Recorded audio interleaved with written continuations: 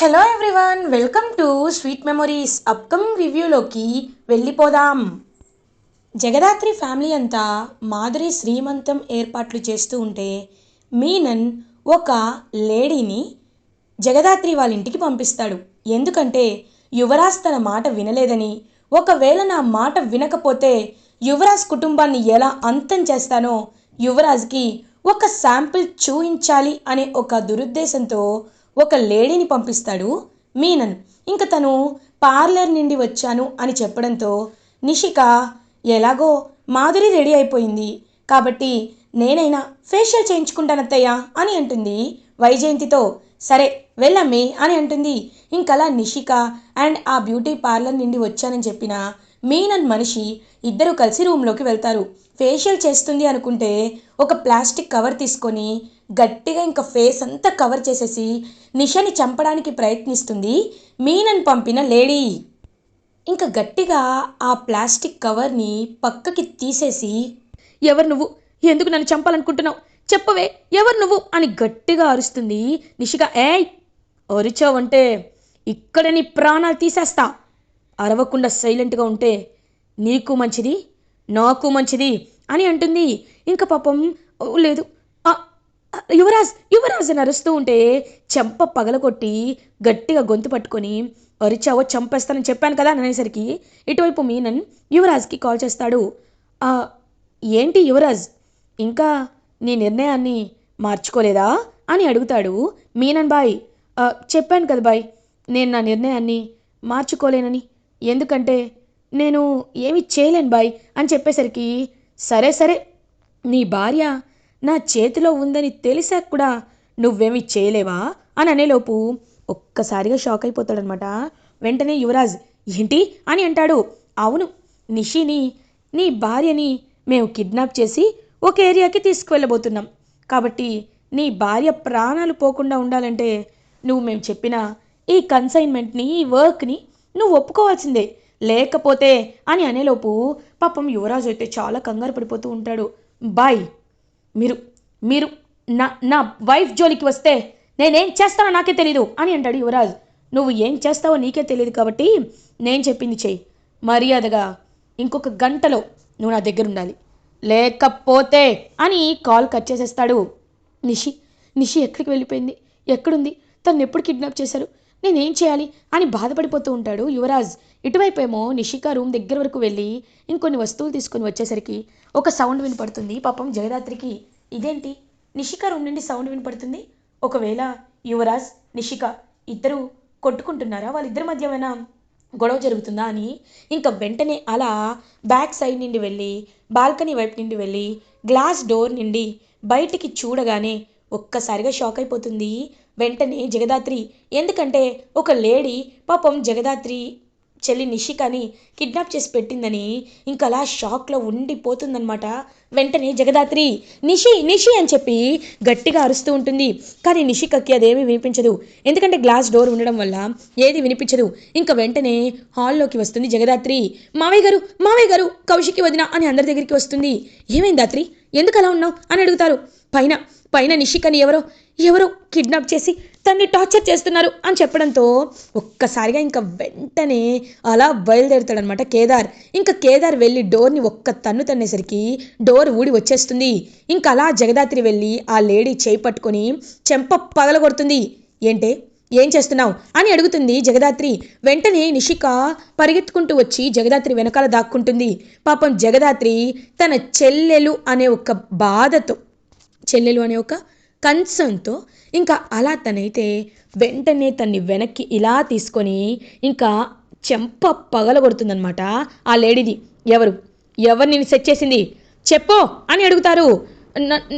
నాకేం తెలీదు అని చెప్పి గడగడలాడిపోతూ ఉంటుంది ఆ లేడీ. నన్ను ఎవరు పంపించలేదు అని చెప్తుంటే ఇలా ఎందుకు చెప్తావు, నువ్వు ఖచ్చితంగా పోలీసులు వస్తేనే చెప్తావు, కేదార్ రమ్యకు కాల్ చెయ్యి అని అంటుంది. వెంటనే రమ్యకు కాల్ చేస్తాడనమాట కేదార్. ఇంకలా చెయ్యి మెలి తిప్పి గట్టిగా పట్టుకుంటుంది జగదాత్రి. వెంటనే రమ్య వాళ్ళు వస్తారు. రమ్య తన్ని కస్టడీలోకి తీసుకోండి అని అనడంతో ఓకే మేడం అని చెప్పి ఇంకలా వెళ్తూ ఉంటే ఒక్కసారిగా కేదార్ జగదాత్రిని చూసి కౌశికి, సుధాకర్, వైజయంతి అందరూ అలా షాక్లో ఉండిపోతారు. ఏందిది, ఇదేంది వాళ్ళు చెప్తా ఉంటే వీళ్ళు వింటా ఉన్నారు, ఏదో నిజంగా పోలీసులు ఆర్డర్ చేసినట్టు వీళ్ళు ఆర్డర్ వేస్తుంటే వాళ్ళు వినడమేంటి అని చెప్పి షాక్లో ఉండిపోతుంది వైజయంతి. ఇంకా జగదాత్రి కేదార్ అంటే జేడీకేడీ టీం కదా, మాకు కొంచెం క్లోజ్, అందుకే వాళ్ళు అలా బిహేవ్ చేస్తున్నారు. అయినా మీతో ఒక విషయం చెప్పాలి యువరాజ్, నువ్వు నాకు తెలిసి అప్రూవర్గా మారిపో, అప్పుడే నీకు హ్యాపీగా ఉంటుంది అని చెప్పడంతో, ఏయ్ ఏం చేయాలో మీరు నాకు చెప్తున్నారా? నేను అప్రూవర్గా మారడం కాదు కదా, మీరు చెప్పింది నేను అస్సలు చేయను అని యువరాజ్ అనేసరికి యువరాజ్ చెంప పగలగొడతాడు సుధాకర్. రేయ్ ఎందుకురా ఎందుకురా ఇంకా మా ప్రాణాలు తీస్తున్నావు? నిషిక అంటే నా ప్రాణం, నిషిక అంటే నా సర్వస్వం అంటావు, కానీ ఇప్పుడు ఆ మీనన్ మనిషి నిషికని చంపడానికి వచ్చాడు. అయినా నీకు బుద్ధి రాలేదా? అయినా నీకు సిగ్గు రాలేదా? నువ్వు కడుపుకి అన్నం తింటున్నావా, గడ్డి తింటున్నావా? కనీసం నీ భార్యని కనీసం అలా చేస్తుంటే కూడా పట్టించుకొని నువ్వు ఒక మనిషివా అని అడుగుతారు సుధాకర్. ఒక్కసారిగా షాక్ అయిపోతాడు యువరాజ్. ఇంకా వెంటనే కౌశికి కూడా, అయినా నీకు 6 నెలలు టైం ఇవ్వడం వేస్ట్. 6 నెలలు కాదు కదా, కనీసం 6 రోజులు కూడా నువ్వు ప్రశాంతంగా ఉండలేవు. నువ్వు ఎప్పుడు మేము అనుకున్నది చేయలేవు. అది మాత్రం నేను ఫిక్స్ అయిపోయాను. ఇప్పుడు చెప్తున్నాను, నువ్వు వెళ్ళి అప్రూవర్గా మారిపో యువరాజ్. అప్పుడు కొన్ని నెలల తర్వాతైనా బయటికి వస్తావు. నిర్దోషిగా మేమందరం నీకు ఎంతో మర్యాద ఇస్తాం. కానీ నువ్వు అప్రూవర్గా మారకుండా ఇంకా ఆ మీనంతో, ఒక క్రిమినల్తో టచ్లో ఉంటే అది నీకే ప్రమాదం. ఇవాళ తెలిసింది కదా వాడేం చేశాడో, ఇవాళ నీకు తెలిసింది కదా, ఇంకా నీకు బుద్ధి రాకపోతే నువ్వు మనిషివే కాదు అని అనడంతో యువరాజ్కి చాలా బుద్ధి వస్తుందన్నమాట. ఇంకా వెంటనే అర్థమైంది, నాకు నా నిషి కంటే ఎవ్వరు ఎక్కువ కాదు, ఖచ్చితంగా నేను అప్రూవర్గా మారిపోతాను, ఆ మీనన్ కోసమైనా మారిపోతాను అని ఇంకా గట్టిగా చెప్తాడనమాట. మీనన్ అప్రూవర్గా మారిపోతానని, అన్ని నిజాలు ఒప్పేసుకుంటానని యువరాజ్. అప్పుడే కరెక్ట్గా జగదాత్రి కేదార్ మనం వెళ్ళాల్సిన టైం వచ్చిందని చెప్పి ఇంకా అలా పోలీస్ స్టేషన్కి జేడీకేడీగా వెళ్తారు. సాధు నాయక్ని కలుస్తారు. సార్, ఒక ఇంపార్టెంట్ ఇన్ఫర్మేషన్ సార్, యువరాజ్ని ఏదో విషయంలో మీనన్ హెల్ప్ కావాలని అడిగాడు, కాబట్టి ఒక్కసారి మీనన్ని ట్రాక్ చేయాలి సార్. ఎందుకంటే వాడు యువరాజ్కి ఒక కన్సైన్మెంట్ ఇచ్చాడు అంటే ఏదో పెద్ద స్కామే జరుగుతుంది సార్, అదేంటో ఖచ్చితంగా తెలుసుకోవాలి. So with your permission may I అని అంటారు. ఎస్ జేడీ, ప్రొసీడ్ అని చెప్పడంతో ఇంకా వెంటనే జేడీకేడీ అయితే మీనన్ అసలు ఎందుకు ఏమి ఇచ్చాడని చెప్పి తెలుసుకోవడానికి యువరాజ్ దగ్గరికి మాస్క్ పెట్టుకుని వస్తాడు. ఏరా వచ్చేసావా అని కేడీ వైపు చూస్తూ ఉంటాడనమాట. యువరాజ్, అసలు నీకు ఫోన్ ఎందుకు చేశాడు చెప్పు, దానికి కారణం ఏంటి అని అడుగుతుంది జేడీ. దుబాయ్ నుండి ముంబైకి ఒక మాల్ వచ్చింది, దాన్ని హైదరాబాద్కి సేఫ్గా తీసుకురమ్మని నాకు బాయ్ చెప్పాడు. అందుకే నేను ఈ విషయాన్ని వద్దు నేను చెప్పను అన్నాను. నేను అసలు ఈ టాస్క్ చేయను అన్నాను, కానీ నన్ను ఇంతలా బ్లాక్మెయిల్ చేస్తాడని నేను అనుకోలేదు అని అంటాడు యువరాజ్. ఇదంతా త్రిపాఠి సీక్రెట్గా వీడియో తీసుకుంటూ ఉంటాడు. వెంటనే కేదార్ త్రిపాఠి వైపు చూస్తాడు. త్రిపాఠి తన ఫోన్ క్లోజ్ చేసి పారిపోతుంటే వెంటనే త్రిపాఠిని రెడ్ హ్యాండెడ్గా పట్టుకుంటాడనమాట. ఇంకా వెంటనే కేదార్ పట్టుకొని త్రిపాఠి చెంప పగలగొడతాడు. వెంటనే కేదార్, ఏం చేస్తున్నావు? ఇన్ని రోజులు ఒక పెద్దవాడివి కదా, ఆఫీసర్వి కదా అని నీకు వాల్యూ ఇస్తుంటే నువ్వు ఆ మీనన్కి అమ్ముడుపోతావా? ఒక పోలీస్ అయినా గౌరవమైన వృత్తిలో ఉన్నావు, అలాంటిది ఒకడి మెతుకులు తినడానికి నీకు సిగ్గుగా లేదు అని అంటాడు కేదార్. ఏయ్ అని అంటారు. ఏయ్, లంచం తీసుకున్న నువ్వు నా దృష్టిలో మనిషివి కాదు, ఎప్పుడో నువ్వు ఒక ఎంగిలి విస్తరివి. ఇప్పుడు చెప్తున్నాను, మీనన్కి ఈ సమాచారం వెళ్ళిందో చంపేస్తా అని అంటాడు. వెంటనే తనైతే కేడీ అయితే, జేడీ ఇప్పటికైనా విషయం తెలిసింది కదా కేడీ, ఇన్ని రోజులు మనకి సాక్ష్యం దొరకలేదు, కానీ ఇప్పుడు మనకి సాక్ష్యం దొరికింది, ఈ ఒక్క సాక్ష్యంతో చాలు సార్ని సస్పెండ్ చేయించవచ్చు అని అంటుంది జేడీ. వద్దు, నన్ను సస్పెండ్ చేయించొద్దు అని అంటాడు త్రిపాఠి. కదా, కాబట్టి ఇక్కడ జరిగిందేది నువ్వు చెప్పకూడదు, మేము కూడా అన్ని విషయాలు చూసుకుంటాం. ఇంతకీ వాడెక్కడున్నాడో కనుక్కో, ఫోన్ చేసి కనుక్కో అని అనేసరికి చూస్తూ ఉంటాడు. కనుక్కుంటావో పేల్చేయమంటావు అనేసరికి త్రిపాఠి వెంటనే మీనన్కి ఫోన్ చేస్తాడు. హలో బాయ్ అని అంటారు. ఏంటి ఇలా ఫోన్ చేస్తావు త్రిపాఠి అని అంటారు. ఏం లేదు బాయ్, మన ఇన్ఫర్మేషన్ లీక్ అవుతుందేమోనని డౌట్గా ఉంది బాయ్. అంటే మీరు చేస్తున్న యాక్టివిటీ గురించి ముఖ్యంగా ఆ జేడీకేడీకి డౌట్ రాకుండా చూసుకోండి బాయ్. ఏదో దుబాయ్ నుండి ఇన్ఫర్మేషన్ వచ్చిందంట. సో మీరు కాస్త జాగ్రత్తగా ఉండాలి. మీరు ఎక్కడున్నారు బాయ్ అని అంటే, నేను చాలా సేఫ్గానే ఉన్నాను, నేను వైజాగ్ పోర్ట్లో ఉన్నాను, మీరేం కంగారు పడద్దు అని చెప్పడంతో ఇంకా వెంటనే అలా బయలుదేరుతారనమాట జేడి అండ్ కేడి. వెంటనే జేడి అయితే, జేడి ఇప్పుడు తను వైజాగ్ పోర్ట్లో ఉన్నాను అంటున్నాడు, కానీ మాల్ని హైదరాబాద్కి తీసుకురమ్మంటున్నాడు కదా. ముంబై నుండి హైదరాబాద్కి మాల్ తీసుకురావాలంటే వాడు పోర్ట్లో ఎందుకుంటాడు జేడి? ఖచ్చితంగా రోడ్ వేస్లోనే ఉంటాడు. మనల్ని ట్రాక్ చేస్తున్నామని అర్థమైపోయే రాంగ్ ఇన్ఫర్మేషన్ ఇచ్చాడు అని అంటారు. ఎస్, యు ఆర్ కరెక్ట్ కేడి, నువ్వు చెప్పింది నిజమే. కావాలనే త్రిపాఠికి నిజం చెప్పకుండా తప్పించుకున్నాడు మీనన్. కానీ మీనన్ని మనం వదిలిపెట్టం కదా అని చూసుకుంటూ ఉంటారు ఒకరినొకరు జేడి అండ్ కేడి.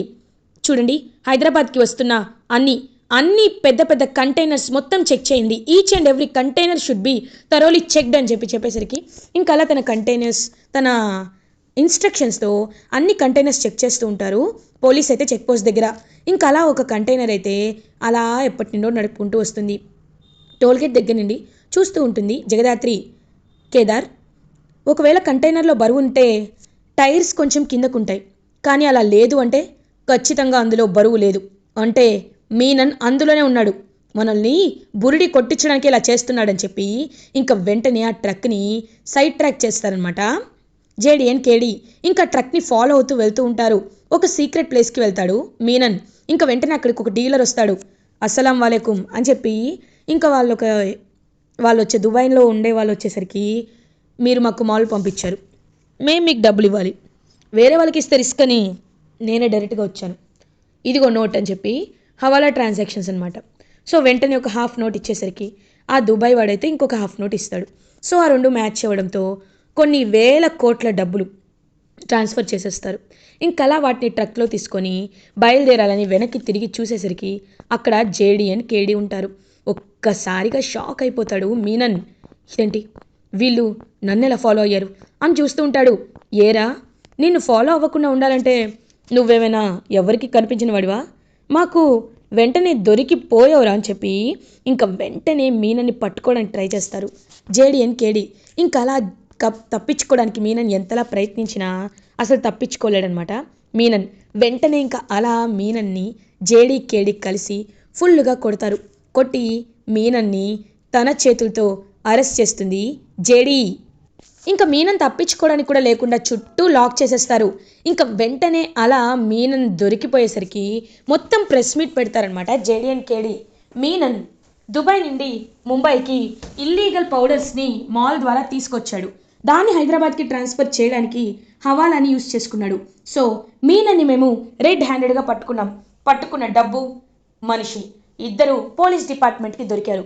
So we are very proud and appreciated for this work అని చెప్పి ఇంకా అలా చెప్పేసరికి అందరూ క్లాప్స్ కొడుతూ ఉంటారు.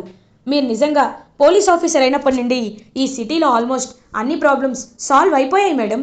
అది మాత్రమే కాదు, ఇదిగో ఇలాంటి క్రిమినల్ దందాలు, కొన్ని పౌడర్ సప్లైలు అవన్నీ సగానికి సగం ఆగిపోయాయి మేడం అని అంటారు. చూడండి, మేమెప్పుడు టార్గెట్ 0% దగ్గర పెట్టుకుంటాం. Do you know what do you mean by 0%? Illegal activities, illegal powders ఇవేమీ లేని సిటీని చూడాలని మేము కోరుకుంటున్నాం.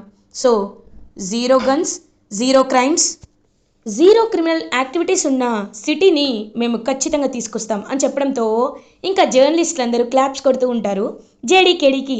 కౌశికి అదంతా చూస్తూ ఇంకా టీవీలో క్లాప్స్ కొడుతూ ఉంటుంది. సుధాకర్ కౌశికి వైపు చూస్తూ, అమ్మ కౌశికి, నిజంగా జేడి కేడి లాంటి powerful daring dashing IPS officers మన స్టేట్లో, అది కూడా మన సిటీలో ఉండడం మనం చేసుకున్న అదృష్టం అమ్మా అని అంటారు. అవును, నాకు కూడా నిజంగా చాలా హ్యాపీగా ఉంది బాబాయ్, వీళ్ళెప్పుడు ఇలాగే ఉండాలి అని పాపం కౌశికి జేడి కేడీని ప్రెస్ మీట్లో చూసి మురిసిపోతూ ఉంటుంది. అప్పుడే కరెక్ట్గా శ్రీవల్లి అక్కడికి వస్తుంది. అక్క, అయ్యగారు, నేను ఇంట్లో నుండి వెళ్ళిపోతున్నాను, ఒక్క మాట మీకు చెప్పి వెళ్దామని ఆగాను అని అనడంతో పాపం సుధాకర్ చాలా బాధపడుతూ ఉంటారు. వైజయంతి, అవునులే అమ్మి, లేకపోతే ఈ ఇంట్లో ఉంటున్న అల్లుళ్ళు ఎప్పుడు ఎలా ప్రవర్తిస్తున్నారో ఎవరికీ తెలియటం లేదు, నువ్వు వెళ్ళిపోవడమే మంచిదిలే అని అంటుంది వైజయంతి. ఇంకా పాపం అలా శ్రీవల్లి వెళ్తూ ఉంటే జగదాత్రి కేదార్ ఇంటికి రీచ్ అవుతారు. శ్రీవల్లి, నువ్వు అని అంటారు. అవును అవును వదిన, నేను వెళ్ళిపోతున్నాను అని వెళ్ళిపోతూ ఉండడంతో వెంటనే సుధాకర్కి చాలా బాధేస్తుంది. అమ్మ శ్రీవల్లి, ఆగమ్మా, నువ్వు ఎక్కడికి వెళ్ళాల్సిన అవసరం లేదు అని అంటారు. ఒక్కసారిగా వైజయంతి అండ్ కాచి షాక్ అయిపోతారు. అంటే ఏంటి పెదనాన్న, నన్ను వెళ్ళిపోమంటున్నావా అని అంటుంది కాచి. ఎవ్వరూ వెళ్ళాల్సిన అవసరం లేదు, బూచి ఇట్రా అని అంటారు. మావయ్య గారు, నేను ఇప్పటికీ చెప్తున్నానండి, శ్రీవల్లి నాకు చెల్లెలాంటిదండి. కావాలంటే నేను లెంపలేసుకుంటాను, కావాలంటే నేనే కాచిని తీసుకొని బయటకు వెళ్ళిపోతాను. అంతేకాని పాపం ఎవరు లేని ఒక అనాథ అమ్మాయిని మళ్ళీ తిరిగి అనాథ చేయకండి అని అంటాడు బూచి. ఇంకా వెంటనే వైజయంతి, ఇదేంది వీడు చెల్లెలు అది ఇది అంటున్నాడు, నేను కష్టపడి వేసిన ప్లాన్ అంతా వీడే చెడగొట్టేలా ఉన్నాడు అని వైజయంతి మనసులో అనుకుంటుంది. ఇంకా వెంటనే కాచి దగ్గరికి వస్తారు సుధాకర్. చూడమ్మా కాచి, నువ్వు ఎప్పటి నుండో ఈ ఇంట్లోనే ఉంటున్నావు. నీకు చూసుకోవడానికి పెదనాన్నగా నేనున్నాను, పెద్దమ్మగా మీ తనుంది, నీకు ఇంత పెద్ద కుటుంబం ఉంది. కానీ శ్రీవల్లికి ఎవరున్నారు? చిన్నప్పటి నుండి అనాథ శరణాలయంలోనే పెరిగింది.